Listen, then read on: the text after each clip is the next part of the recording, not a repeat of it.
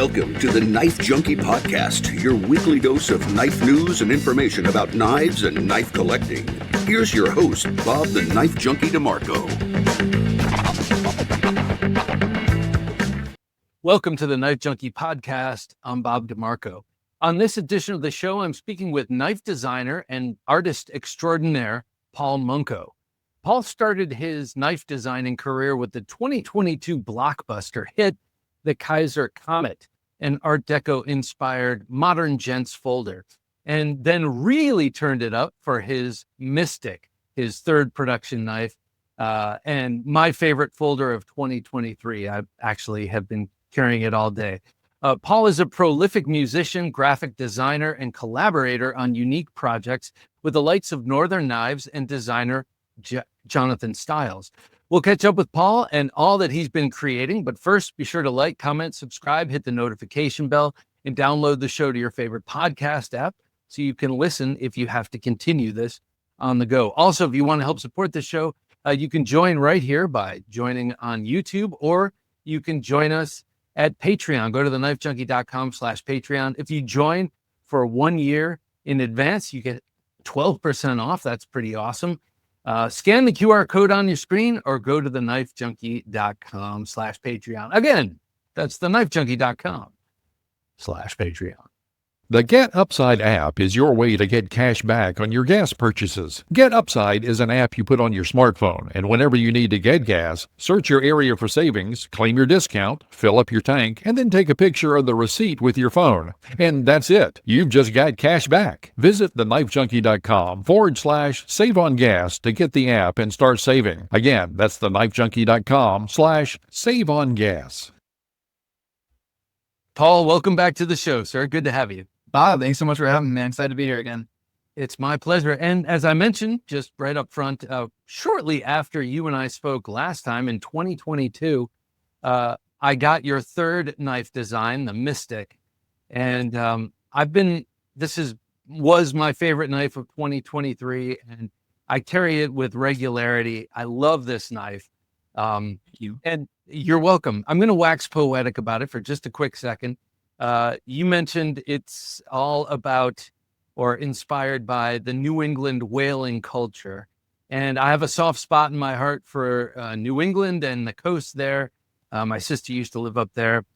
And this to me really does look like a piece of whaling kit. And it's evocative of a whale and everything else. So first of all, thank you for this. Yeah, of course. I'm so glad that you like it so much. It's funny too, because when we first talked about it, neither of the knife designs that I came out were really like larger model. And then like as soon as we had done that, it's like the Bestech comes out, and I think it's still probably my biggest design, like blade length wise to date, 100%. For now. So yeah, right, exactly. There's time enough. But as I mentioned, you mentioned that it was really inspired by whaling culture. You're from New England and I believe Connecticut and everything there. And part of the thing about this is that Rex 45 steel that patinas so beautifully and really makes it look like an old piece of kit.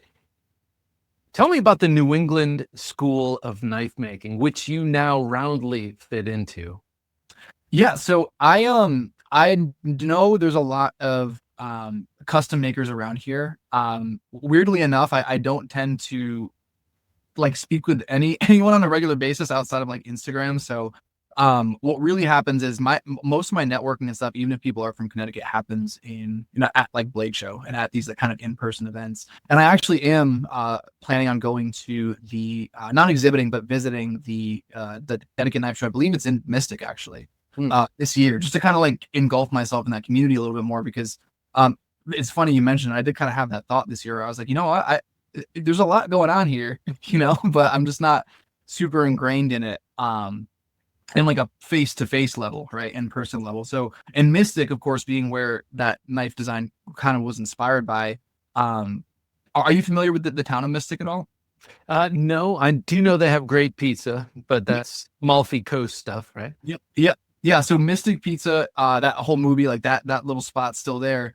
And what kind of inspired the Mystic in general was there's called Mystic Seaport, which is essentially like an old, it's like a museum / old whaling town that's been preserved, and you can kind of go around and like see different things. You can go to the blacksmith shop. It's like a little Sturbridge Village almost type thing, if you're familiar with that.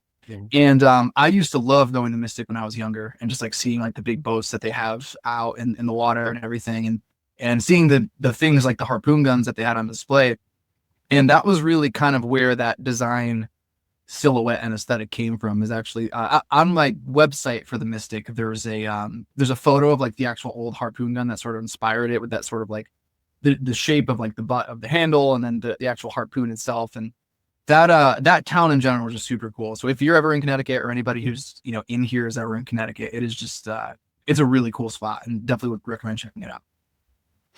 Something I really love hearing, well, that there is sort of a Connecticut, loosely a New England school of knife making. Not that people are all studying the same thing or making the same thing, but it's an age-old tradition there. It's the oldest part of this country, at least as a settled nation that it is today. And to me, I don't know, something about that really is exciting. Oh yeah. Definitely. And I believe there's a couple of people who are like on Forged in Fire and stuff I know are in Connecticut, and they have there's like cool classes and stuff you can go to for like their custom forging and things, and there's there is actually a pretty strong community from what I've seen. It's really cool. And it is like definitely one of the oldest tools, one of the oldest skills that people develop, is just making a sharp object. So it's really cool to kind of get ingrained in the history of that. So obviously from your surroundings, we can tell that you're a multifaceted artist. You're not just in the knife lane. You play guitar. You're a graphic artist. That's, I believe, you cut your teeth. How did you get into knife making, knife designing? Yeah, so I started really as a collector. I got super into it super quickly, and then I just really started educating myself through YouTube videos. Going to like Reddits for different Reddit communities and things, and just kind of learning like what makes a good knife, what makes a bad knife, like what is the general consensus as far as like locking mechanisms and blade shapes. What do people like the most? And I'm super passionate collector, and then I started doing artwork for people in the community, so like custom makers, other knife designers, things like that, usually things that would end up being on like stickers or t-shirts. And it really just ended up turning into a situation where a few people were like, hey, why don't you try to like actually just design a knife itself, right? Like you're already kind of working within this realm. And I was like, you know what, that sounds fun. So I went for it. And actually I just skipped a huge part of that, the Colorful Filth knife stuff. And so doing the actual artwork on the knives was kind of like another stepping stone. But in that same time frame that I was doing designs for other designers, doing artwork that I collaborate with. So far, I like Northern Knives. I collaborated with Ben Peterson from NAFS to basically put my drawings on knives as a modification. And ultimately, all those things just culminated in let's design a knife from the ground up. Okay, so you're talking about Northern Knives and the knife that Jim has up on screen right now. We gave one of those away, and we also gave a Bailout away. And a pry bar, as he's going by these, right here on Thursday Night Knives, our live Thursday show. And just in talking with Mike of Northern Knives, it's a real intense creative collaboration to get your illustrations onto those knives. So first, I want to ask you about the illustrations. Where do they come from? What are they inspired by? And tell us about them. Yeah, definitely. So a lot of the knives, I try to draw inspiration from the knife itself. So like the Bug Out, like spaced out, just kind of made sense in my head. The Fallen, because it's a paramilitary too, kind of had this like war type theme, but there's also aliens and zombies. That was a really weird one. And the Bailout is somebody like bailing out of a helicopter. So I try to get as creative, and also bouncing ideas back and forth a lot with the Northern Knives team to see like what really makes sense for this model. Because I feel like there's something that I love about knives, that there's always really cool names attached to them. So if we can sort of emphasize that and kind of have that be a piece of the story of the artwork, that always just kind of ends up feeling like a win, like the scuba chef on the SpydieChef type thing. It keeps it fun. Well, okay. So in talking with Mike about actually anodizing these pretty complex images onto titanium, what does that take? A lot of work for sure. And it's interesting too, because like it's funny, every time I talk to Mike and the team about it, it's like every drawing I do, every time we do a new project, it's like not even on purpose, but I just inherently make it harder. But I think it is a little bit on purpose, because I'm like, all right, can we get this much detail on this thing, or how small can we get this little tiny color in here? Because it's a lot, and I know it's a super involved process with like different like masking, and obviously there's anodizing. Cerakoting is a big part of the process now in the last few that we've done, and it's really just like finding that balance of how much detail can we get a laser to do, how realistically how small of a chunk can we anodize without it being some sort of issue, and it's a ton of fun. I mean, there was actually a whole project that we had to. For a number of reasons that we ended up having to scratch and like various things, but it's fun. It's a fun challenge. I think it's definitely more fun for me challenge for the most part, but it's a great time, and they're always like, no matter what I send them, they're always willing to try it, and that's what's so fun about collaborating with them. It's so cool. And so I've had a number of these Northern Knives collaborations come through my hands, because we've given them away here, 3 to be exact, and they're really impeccably done. I would assume you're very proud of how your illustrations are presented on these little knife handles. It's insane. Like I can't commend them enough for how just in-depth and intricate they're able to get with these things. And they have such a dialed in process. Like I have the Bailout in front of me here, and like you can kind of see, I don't know how it'll show up here. Yeah, put it there's that sort of like comic booky, like, dot shading inside of the explosion where you kind of go in between like this yellow and bronze sort of anodization. And like, it's just crazy. What they're able to do is crazy. And it always, honestly, it's always frustrating because I can never get a photo to look as good as it looks in person, because I'm just like, it's wild. It's wild. They're amazing at what they do. So hold that handle up again real quick, vertically, please. So when I saw this, the first thing I thought of, I nerded out on helicopters. There's one helicopter, it's Russian, it's called the Kamov Black Shark, that has an ejector seat. And apparently like 2 different rotors, it's got 2 contra-rotating propellers. The blades are supposed to fly off right before you're shot through the canopy. And I just think that's a serious gamble, ejecting out of a... So... yeah. Is this something you made up yourself, or is this a real thing here?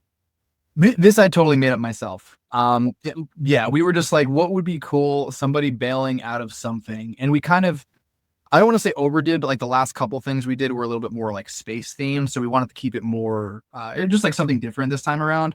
And then eventually we were like, oh, helicopter would be cool. Yeah, that'd be kind of crazy. And then the other side, there is still a little bit of space going on. There's under the pocket clip, there's that UFO over there towards like, still a little bit of weirdness, but it was definitely an organic idea of just how can we speak to the Bailout name as much as possible. And it ended up in guy jumping out of a helicopter. All right, so this is a relatively small amount of what you do for your knife designs. Obviously, you design a lot of knives. I've been showing off the Mystic. Let's talk about the Comet for a second. That was the one that really that you first came out with. What inspired that, and why do you think it was such a big hit? Let's bring that one up here too real quick. So yeah, this was my first design, in collaboration with Kizer Comet. And honestly, I think a lot of it was just that my real goal when I was coming up with the Comet was I wanted to do something that was interesting in the budget space at the time. And honestly, since then, I feel like there's a lot more options in the budget space. Like there's always new things coming out, and it's only been a few years. But I think that combination of like the micarta and the brass and just kind of that overall like gentleman's carry sort of, luxurious, I guess, sort of silhouette, it was just kind of different. And I think that it worked really well, and it was able to kind of like give people a reason to look at this design as something that stood out, in some capacity, right? That isn't just like your typical like G10, maybe assisted like flipper type thing that was, more prevalent in the budget space at that time. Well, I think I speak for every single knife collector here, but I probably don't. But that is to say that we all want to carry the 110, the buck 110, but it's not easy. It's a boat anchor. You have to have it in a sheath on your belt and all that. I always thought that the Comet had just little things. Maybe it's the brass bolsters, but I believe it's a little bit more than that. That harken back to that kind of traditional era of locking folders. Exactly. And that was really my goal. Is I was really I wanted to kind of bring in that sort of like traditional look, but it is still like a modern folder. So being able to have, the flipper tab and like the, super snappy bearing action on there, but still maintain that sort of like silhouette where like realistically, I think it would be just as cool as a slip joint as it is, a standard flipper tab deployment knife. That's a super, super cool observation, because I definitely wanted to have that traditional identity kind of baked into this original design. So for you personally, as a collector, what are the knives that you're most compelled to collect and to gather around you? Yeah, so I love my favorite knives have always been since I saw them, is always Olamic. And I'm good friends with Eugene now as well. And it's just like seeing kind of them almost like taking the same concept of like, they have these base model knives, but then they modify them and they do these really cool things to make them custom and one-off. Like it's just super cool. And, all the models they have, I have a whippersnapper, a wayfarer, a busker, and I just am in love with all of them. So definitely my favorites. It's funny too, though. My collecting has slowed down a little bit because I'm always carrying like a prototype of something that we're like working on. So when I buy something, I always like make an effort. Like when I'm at Blade Show, I get something like pretty cool, or somebody, one of my friends within the community comes out with something, I always try to support and get something. But something about those Olamic designs and like the crazy milling and stuff that they do, it's just awesome. I do not have an Olamic, and that's an aspirational knife for me. There are a couple of the very large ones, large folders that I like. One's kind of a Warncliffey one. I can't remember what it's called at the moment, but with that as inspiration, let's move forward from, you've got the Mystic was your third design. What are you thinking as you move along? What are your goals as a designer in terms of differentiating from the last design? Yeah, so that's a great point, and that's always something I'm thinking about, because like even when it came out after the Mystic, I was like, I wanted to make a Warncliffe design. So what I came up with, I think I'm grabbing the right one, was this one. This was one with Kansept. That's a beauty. Thank you. Yeah, this is a fun one. It's called the Kansept Cosmos, and it's a very kind of weird shape. I've had people compare it to like the shape of a Canadian belt knife, which I can kind of see with that. In the Warncliffe. But I tend to sort of like fixate on like one sort of defining thing about the knife first and kind of build around that. So like this one, I went into like, I want to design a Warncliffe. Another one that I'm prototyping with Kansept right now is kind of the opposite. And I was like, I want to make a really small knife.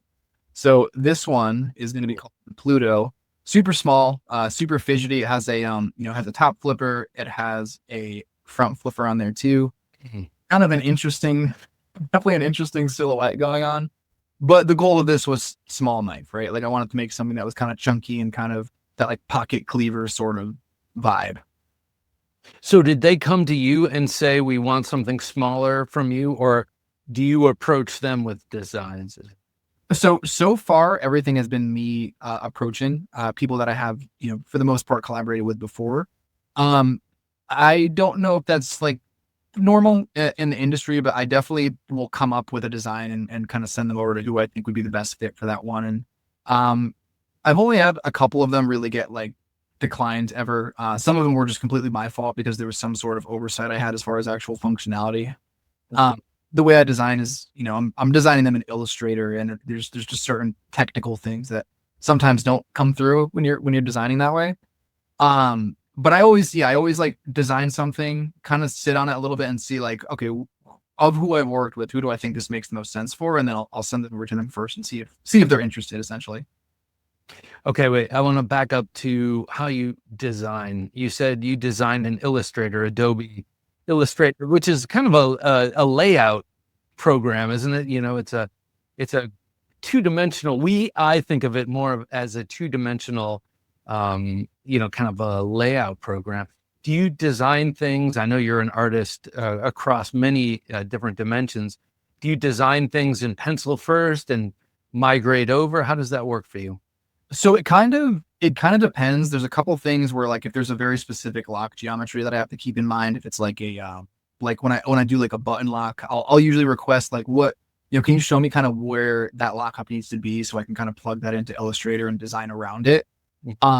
But yeah, all of it does happen, and it is a very 2D process.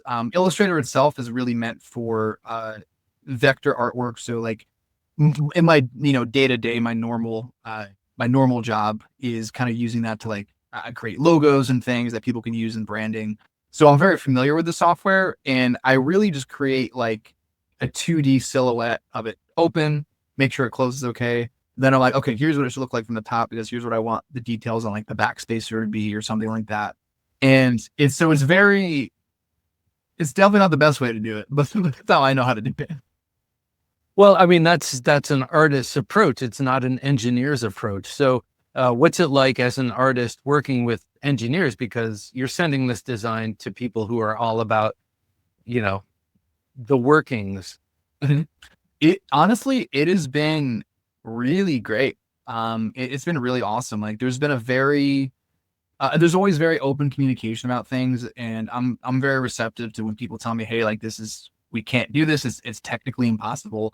But honestly, I've also been kind of fortunate enough where a lot of the things that I've sent over, because I kind of am designing with that lock geometry in mind, even though it's not, to scale entirely. A lot of the times what I end up getting back as far as like 3D models and 3D renders is pretty much dead on to the design itself, maybe with a couple of, small tweaks, like thickening where the pivot is or something, just so that there's room for, like the bearings and everything. But, yeah, no, it's a really cool process, honestly. And it kind of feels like I'm learning something every time I do it too, because I can kind of see, okay, this is an issue. Now I know to look out for this next time, designing them in this, not so traditional way. Yeah, well, that's what I was going to ask you. I mean, you work with Kizer, Kansept, Bestech. I mean, these are my favorite manufacturers, some of my favorite manufacturers from overseas or anywhere. I bet there's a lot to learn from them. Mm-hmm. Definitely. Like it's so cool. And like just them giving me suggestions for certain things and giving ideas back and forth. Like it's cool. And I think also the same way that it works with Northern Knives when we're working on like those collaborative art pieces and things is I think there might be some sort of element of like what I send over being not necessarily like 100% right from the beginning is also a little bit of like a challenge to push what they can do from like a design standpoint and from an engineering standpoint. So I think it's just really cool because that what can be friction, I think also kind of pushes everybody, including myself, to like push a little bit harder and like put in that extra 10% and kind of see what could we do that maybe isn't the norm, and whether it be design on a knife or the design of the knife itself. So far, this sounds all very collaborative. I'm also looking at the beautiful guitars in your background, and that is also, chances are a collaborative art. You're working with other musicians, that kind of thing. How much of this knife designing to you has to do with working with other people? I mean, realistically, it wouldn't be possible if I wasn't. Just because, that technical aspect of it is so important. And like, I try to think of the things that, beyond just visual aesthetics, like I'm very conscious of ergonomics and making sure things, look like they will feel comfortable. But ultimately, I mean, I would be nothing without these manufacturers who are willing to kind of work with me and realistically, probably have to put a little more effort than they do than working with a designer that sends over like a CAD file that they could pretty much just run with and prototype, right? Like there's a lot more kind of R&D on their side. But I appreciate that a ton, right? Because it gives me the opportunity to pursue something that is just like such a passion project for me. Like it is just so much fun to have the opportunity to work on these things and to go to Blade Show and like see people get all excited when they they come up to me like, oh, I have your knife in my pocket kind of thing. Like that's like the best thing ever, so very, very grateful for all of my collaborators. It's great. I would imagine, just not that I'm an engineer or not that I've ever assembled a folder, but I would imagine from an engineer's perspective, it's great to be working with someone who is primarily focused on the aesthetics and the ergonomics and what as a knife collector, so that I can do what I know best, which is engineering. Because when those streams cross, that's where you might have some conflict. Definitely. Yeah. And I even see it like across different industries. Like a big part of what we do is that, we have in my normal job, there's kind of like, honestly, the developers we have are very good designers too, but there is sort of a stigma of like the person who's doing the back end development is probably not the person who should be designing the front end element, right? Like you have this like structural knowledge, and then you have this visual knowledge. And we are fortunate enough that the people that we have are kind of, full stack in that sense, but there is sort of like a left brain or right brain way of thinking when it comes to that stuff. So I think it's really cool to be able to just kind of mix those things together. It always works out really well that way. So recently you worked with another right-brained person, if I can call him that, Jonathan Stiles. Yes. I have one of his early knives from when he had Newfoundland Knife Company. And he's done so many beautiful designs recently for Kizer. Tell us a little bit about that collaboration, how it came about. Yeah, definitely. So that is this one here. This one is the Aura. So this was the first time I've ever actually collaborated with another designer on a project, which was super cool. This is my favorite version of it because Kizer just does this really cool, like polished DLC sort of thing with like the blade and then the Timascus there. So yeah, this was a really cool thing. And really what this is supposed to be sort of a combination of like both of our design languages. So you could see there is some of the Mystic in there, like with the harpoon, and then, a lot of like the inlay styles are very obviously Jonathan Stiles, the way that there's those sort of break points by the screws there, as well as like the kind of flatter handle shape in the back. And the way that this came about was actually so funny. Kizer was doing a lot of live streams, and I was on one, and then he was on one, and then we were always kind of like just in the comments on them. And I think somebody in the comments was like, oh, you guys should work on something together. And then right after, I was like, dude, honestly, yeah, that'd be sweet. Because the Militaw, which is kind of, similar to where you kind of see the DNA in this knife a little bit, that might have been the one that came out when the Mystic came out. It was either that or the sort of the T. It might be like Torngat or something. But either way, there was some sort of synergy with our releases that like made a lot of sense. And then we got to talking, we were just like, we just clicked like instantly. And I got to meet him at Blade Show like right before the Aura came out, which was super cool. And YouTube comment really kind of is what prompted that. Okay, Torngat. All right. So the word Torngat in one of your I was looking up the Mystic and I saw Torngat in a description on one of the retailers. That must have been a mistake because I looked it up and it's like a mountain range in Canada. So yeah, that's his design. And so I was like, so that must have been a mistake on their end. But yeah. So what about your design senses do you think are simpatico?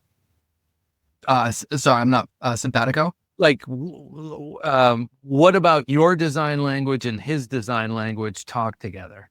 It's interesting because I feel like finding a balance was an interesting kind of process, right? Because he has a lot of like straighter lines, especially when it comes to like, the back end here, the butt of the knife, and then the Militaw itself is like a very straight profile, very ergonomic, but it's a very straight one. And mine kind of tend to go, in the opposite direction, where it is sort of like wavy and S curves and kind of out there. So I think that sort of like opposites attract sort of thing is kind of what made it so cool, because like if I take let's see, here's the mystic.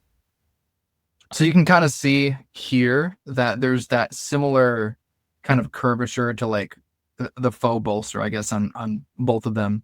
But then it's kind of flat in the back, which is more similar to like the stuff that he does. And I think just finding where we could have that middle ground is kind of what led to it being a really interesting design that isn't something that I think either of us would just like come up with on our own, basically. Yep. So this is something I've always wondered as someone who works in a creative field. How is it when you're working on your own design? It's not something for a client. I guess it is in a way. It's for Kizer, but this is your client or your design, your personal expression, and then it's meeting someone else's personal expression. Is that a personality thing that makes that work, or what? How does that? So I would say definitely that's definitely a big part of it. But really the only personality trait that you need is you have to be open to other ideas. And it kind of does draw back to like being in a band, right? Like you're in this group of 5 people. If you're writing a song and there's not one songwriter, like you have to be used to taking other people's feedback and getting their information and things like that. And respecting it too, not just being like, oh, that idea sucks, I don't want to do it. So with the Aura, kind of the basic platform actually he created first after we had talked about like some of our design cues that we wanted to go in there. And then we kind of sent the sketch back and forth, like, oh, maybe let's do the bolster this way, or let's add this beveling to the clips and things like that. And it was just, I think him and I both just really were thinking of it as like, this is a joint effort, right? Like there's no right or wrong in something like this. It's just how can we get both of our identity into this singular design? And as long as you can go at it with that mindset, thinking of it like you're writing a song, I think that it works really well. And as a design, now I don't have one myself, but as a design, it looks very unified. It looks like something from a singular force. Maybe that's one designer or 2 very coordinated designers, but it really seems harmonious in design. And doesn't always work out that way. Sometimes you'll see a design, but like, I know who designed the blade, I know who designed the handle, and they just kind of came together. But this seemed pretty harmonious. Thank you. Yeah, that was definitely a goal, and I think a lot of it too had to do with him kind of coming up with that initial silhouette of both blade and handle, and then us kind of tweaking from there. Because same thing. I've even made designs myself where I designed the handle, I designed the blade, and I'm like, these don't look like they're in even the same universe. Like, and that's just me, So I would imagine it's even harder with collaboration in that kind of sense. But yeah, there's definitely like a flow that needs to happen between the blade and the handle, because it sticks out like a sore thumb if those things don't look connected somehow. Well, you just said universe, and you have a knife called the Comet. You have one called the Cosmos. You have one called the Quasar. What are the things that inspire you? I mean, it sounds like space, but yeah. So I love that sort of spacey kind of vibe. Like a lot of the music, like we were talking about earlier, like proggy stuff is usually very kind of space themed. Like gent is that kind of like sub genre of progressive metal, and it's always very kind of in that realm. So I love that stuff. And then some of the recent knives I've been doing, I'm trying to incorporate not just the music I like, but music in general into the names. So like this is a prototype for my first slip joint, actually, that's going to be coming out with Kizer. Oh, sweet. And this one, thank you. This one is called The Melody. And basically the idea behind this one is, again, it's kind of like has that music theme. But this inlay here is rosewood, like a guitar neck. Oh, yeah. Basically what I'm going to try to do, if we can get, the proper materials, is I'm kind of basing it off of this guitar. It's like my favorite one. There's like spalted maple in there. There's rosewood. There's some like toasted maple and stuff, like the flaming and everything. So I want to see if we can make kind of all of those into the inlay and just really have this be like, this is a guitar inspired knife, right? And melody, it has those different, boutique sort of like guitar woods in it. All right. And I think, it just, music has always been such a big part of my identity that I was like, I want to put that more into my knife designs too. Even my logo is a guitar pick. I don't know. Oh yeah. Oh, that's cool. Yeah. So, so it's just kind of like all inspired by like what I listen to, what I like to do. And that's kind of where those names come from. Okay. Hold that up. Hold the melody up to the camera. Now, another thing that jumps out to me, besides that beautiful inlay, I love the shape of that, is the compound ground clip point blade. Tell us about that. Yeah, so the compound grind is something that we're actually still debating, because one of the things that I noticed about it is it was a little, you can kind of see it there. It kind of got like a little uneven on this side. Granted, it is a prototype too, but I'm honestly still not 100% sure if I want to keep the compound, just because I don't know if it kind of goes against the rest of it. And that kind of took me into like, I don't know if this fits, right? Like the blade having a compound grind and then kind of the rest of it is this sort of elegant swoopy thing. I don't, what do you think of it? I'm curious. I love it personally. And I don't know if it's just because I love the intersection of the hollow grind and the flat grind on a lot of compound ground blades, but I personally, I love it. And it also kind of echoes the lines of the handle, the different swoops on the chamfers and such. Yeah. Well, that's good to know. Because I mean, maybe we will keep it, honestly. I'm not sure yet. You know what's funny about this one too? And again, I have so much love and respect for Kizer for kind of sticking with me through it, because like realistically, comparing this to something like this is the Fornax that I did with orbital knives. This is like a way more complicated knife. This might be one of the most simple silhouettes I've ever designed, but I've had more revisions from me personally off prototypes with this one than anything I've ever worked on. Like, I don't know. I think the more simple you make something, the more perfect every single detail needs to be, because there's less to distract, so to speak, right? So like if something feels even a little bit off about the silhouette to me, I like hyper focus on it, because it's not there's nothing super complicated. Like there's cool contours and stuff, but like those little things stick out to me way more during the design process, especially like holding it in hand. And and the same the same thing happens when I'm doing like logo design. Like the more simple type of logo I'm working on, if it's something that's like super minimalist, that's the hardest for me. It's easier for me to draw like this than it is to do the super minimalist logo that doesn't look like clip art or like core.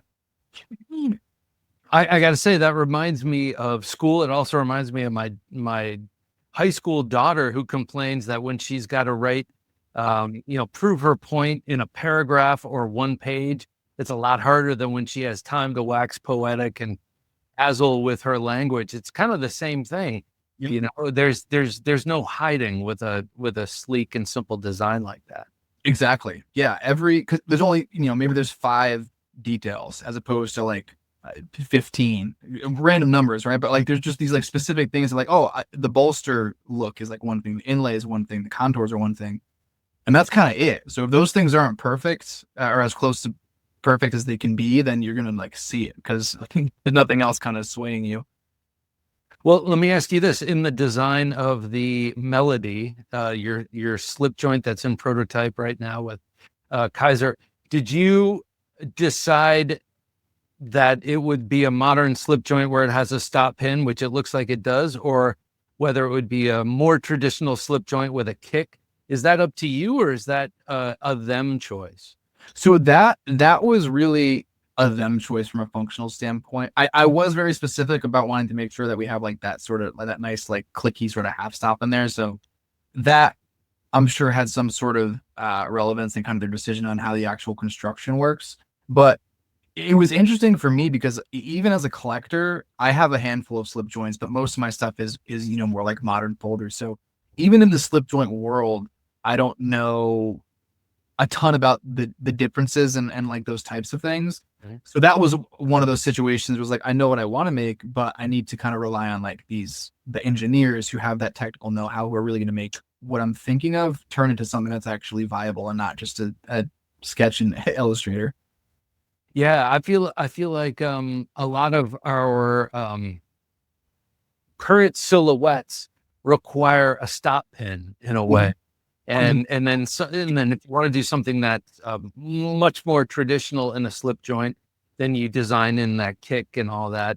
But yeah, just you open it up and you can't tell if it's a slip joint or a modern folder from the silhouette.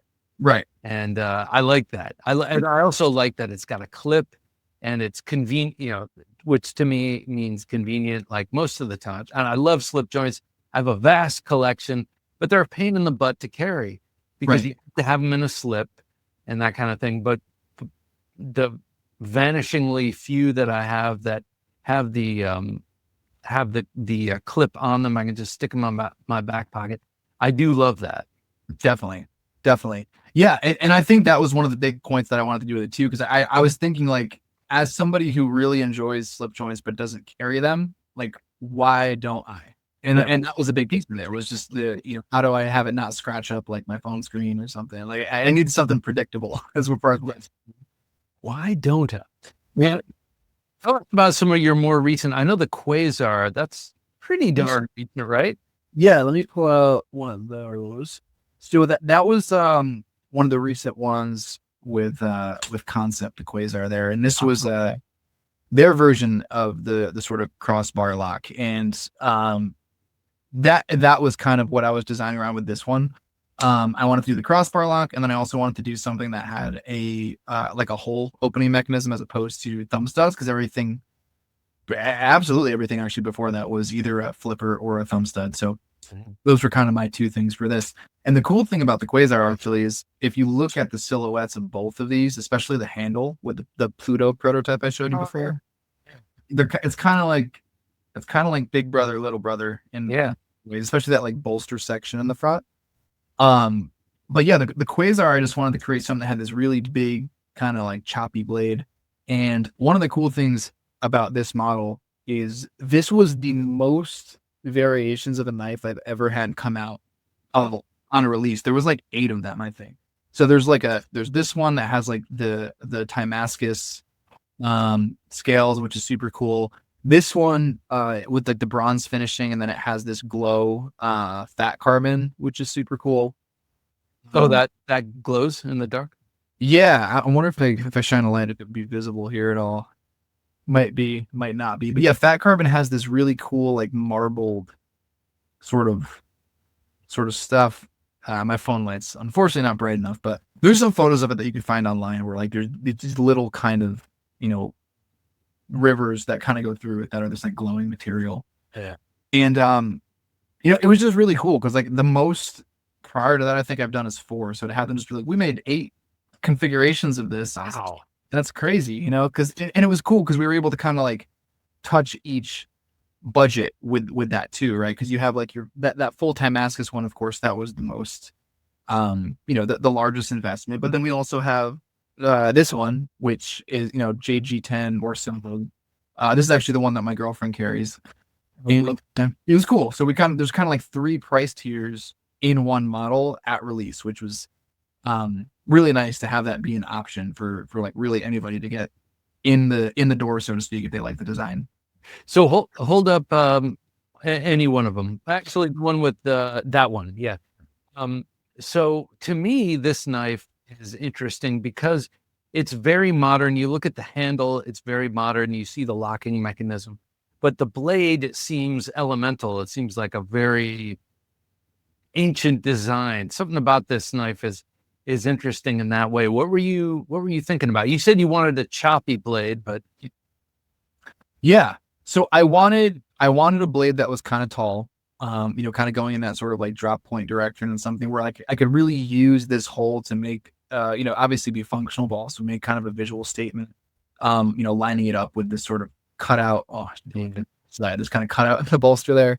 And then also kind of the ability to like choke up on it is really nice. So you have a bunch of different like carry positions for it. But one of the things that's kind of part of my I guess design language, or even maybe not even design language, but something I try to focus on is I always like for the blade to almost look like it's too big for the handle when it's open. Thank you. Yeah, so like the clairvoyant is a really kind of good example of that. Like the blade looks like it just shouldn't fit in a lot of ways, right? When it's actually open, but then obviously it does. It's fine. There's no clipping or anything.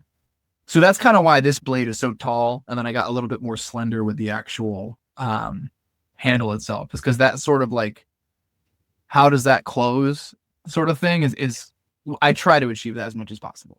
So do you think it's the height of the blade that tricks the eye?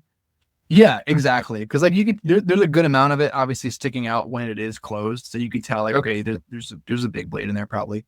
But when it's open and you kind of have that scalloping in the handle under it, like it just gives the impression that like, if you think of it more traditionally with something like this, where there's not a ton of blades sticking out of the handle, it's like, how does that, does it close properly? Or it kind of tricks the eye into just seeing like more knife for your knife, more blades.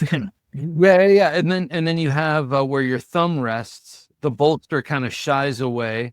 Yeah. So that also kind of reduces some of the meat up front. So you're kind of seeing the pivot as the borderline in a way. Exactly. Wow.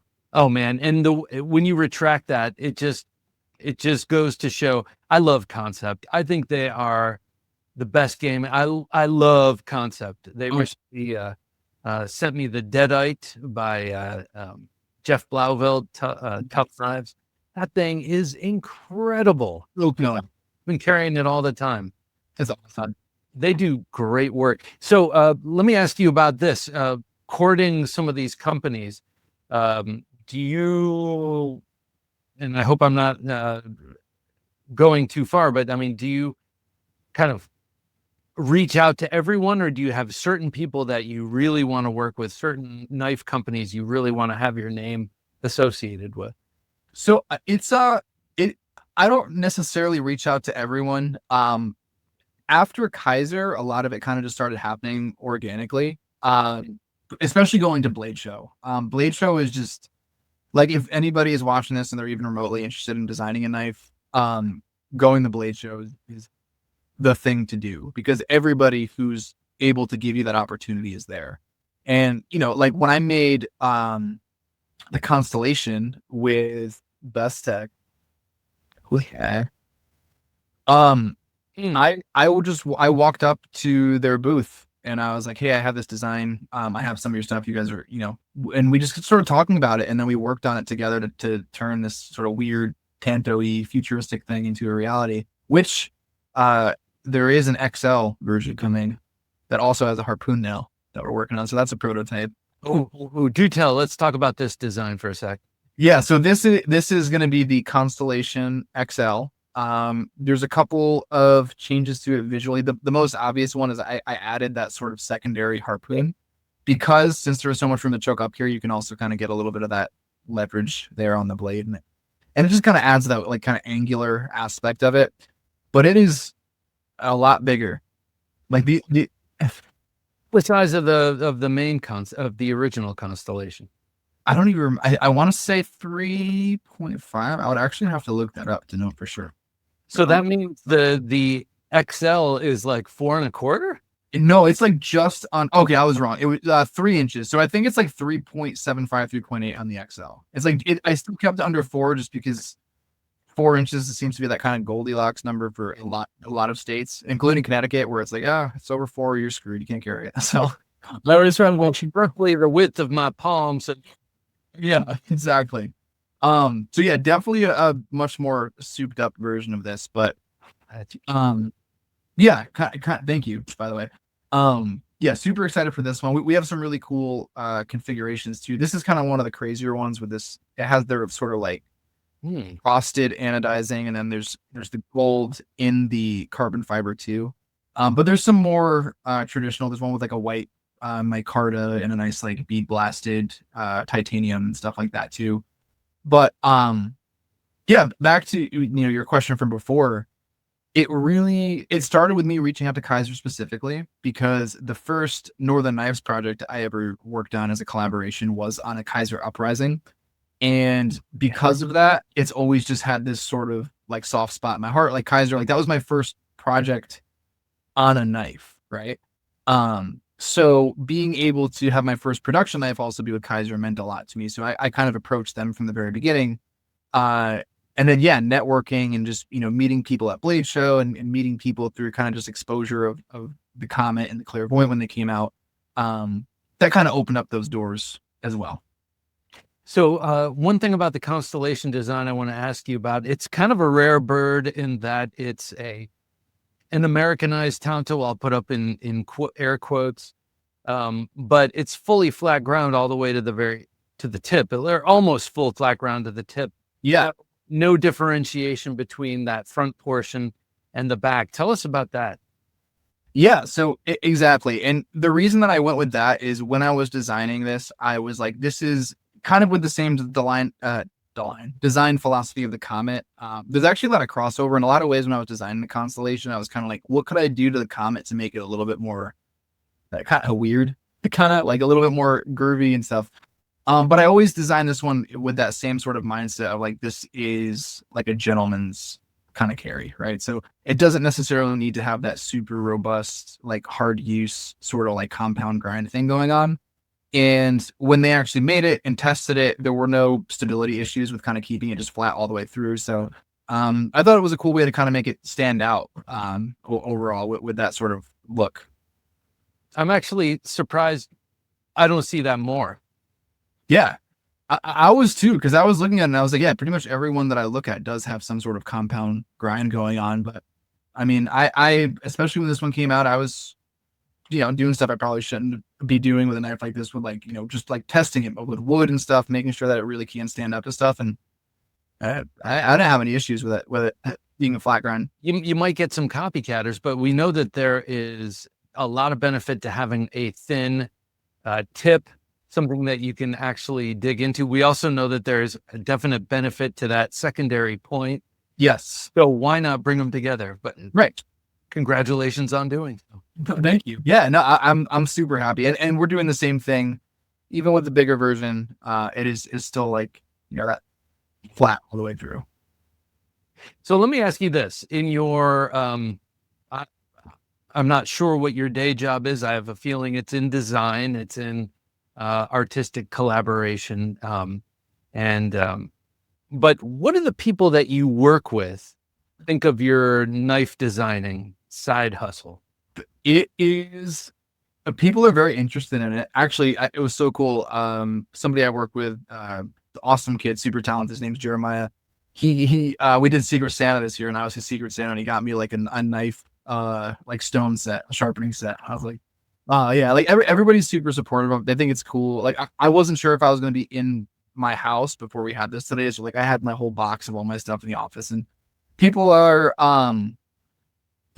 surprisingly receptive. Granted, we're a very small, tight knit team. We have like 12 people in the office. So it's more casual from like a, how we know each other standpoint. But, yeah, people think it's cool. They think it's interesting. And they saw that, Kizer sent me this really cool Christmas gift where it was a, oh yeah.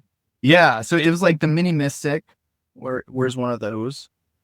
So it was one of these guys, but like exploded. So it, each piece was kind of like framed and everything. And, that was, everyone was like, oh, I saw that on your Instagram and stuff. And I thought it was super cool. So, yeah, it's cool working with people that are supportive of something that I know a lot of people kind of have like a knee-jerk reaction to, like, oh, you're into knives. It's, weird.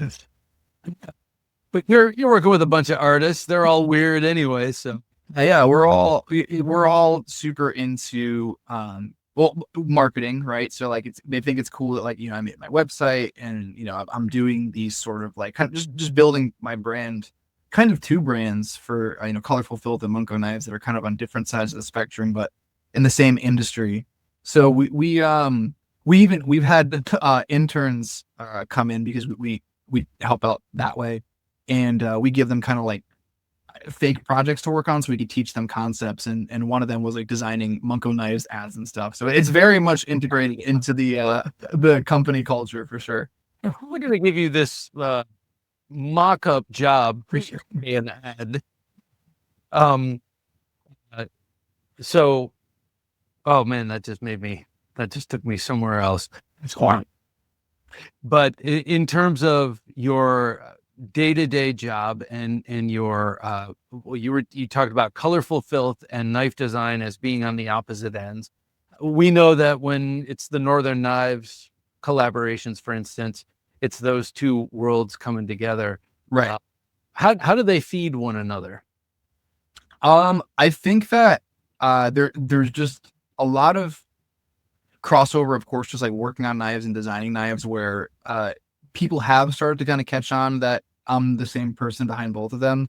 Mhm. It was hilarious though, and it still was. Even my second year exhibiting at Blade Show, like I don't even want to say hilarious, but it's just interesting how many people come up to me and say, "Oh, you're the same guy," like. And I'm like, yeah, which kind of speaks to me being, you know, I'm at a marketing agency, but I suck at marketing myself. But there's still this disconnect where it's like people just aren't totally, you know, acclimated to the idea that I'm doing these mod projects, these illustrations, and also these production designs. So I've been trying to really use Blade Show to like show face for both of them by having my table and stuff there. But yeah, there's definitely like the crossover in the gear community, and honestly, one of the places that I've found to be just so incredible from a community standpoint, from just like being receptive of the different types of projects I work on, is Reddit. Like I'm in the knives Reddit, the knife club subreddit. I actually fun fact, super long time ago, I'm the one who designed the knife swap subreddit logo, No way. and that was way before I was like. I think I worked on any knife related project, but that was when I was just super interested in on all this stuff. And I was like, oh, I have a cool idea for this, send for the mods. But yeah, so Reddit has been a really cool place to kind of merge those things together, because I'm able to post, you know, on Knives, Knife Club.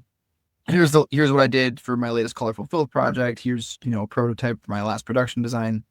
And people have just been really awesome and supportive from the very beginning. Like I just posted the mini Mystic gift photo on Reddit the other day, and it made me so happy to see that people were in the comments and they were like, "Oh, dude, like no way, like so cool." Like I remember when you posted the comment on here, and I'm like, "Wow," you know, it's just such a cool, it's tight, small, very encouraging community, and that helps with that crossover a lot too.